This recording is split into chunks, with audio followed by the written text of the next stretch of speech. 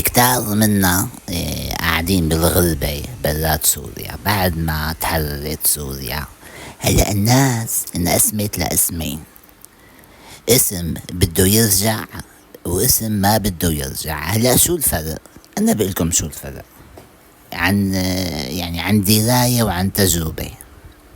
انا ما رجعت. ليش؟ يلي بده يرجع اذا كان عندك اول شغلة السكن مأمن، يعني بيتك ملك، الملك لله، وقدران تشتغل، ارجع. ما بقلك لا ترجع. اما اذا السكن مو مأمن وين ما كنت تكون بجميع ارجاء الكرة الارضية خليك، لانه اذا بدك تنزل تحط لك 500 600 دولار اجار بيت، شو بدك تشتغل؟ إيه؟ اللهم اذا معك مصاري. إذا معك مصاري ونازل تفتح مشروع، انزل عالشام افتح مشروع، استأجر بيت بتعيش.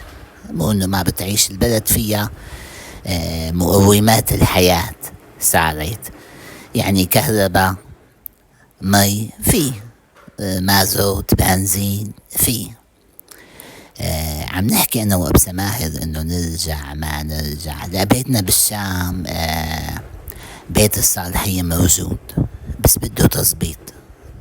فرغت له يا لجوزي من فترة، عملت له وكالة، نقلت له على اسمه بيت الصالحية. بس ابو سماهر شو بده يشتغل؟ هلا هون عم يطقطق بصيد السمك، بينزل على البحر بيطقطق بصيد سمك بيرجع. هنيك شو بده يشتغل؟ هي الفكرة والمغزى، انه نزلت على الشام شو بدك تشتغل؟ صرنا كم يوم عم نتناقض. اما الشام حلوة، يعني الكم مو حلوة؟ لا حلوة. سوق الحمدية، نواحي الجامع الأموي، والله شي بفد الروح. القصاع، أبو شاكر، أبو عبدو، الشاورما أبو العبد، يدخيل قلبهم هدول. يعني مين ما بيحب يروح لهالأغاني هاي؟ الله يفرج أحسن شي. السلام عليكم.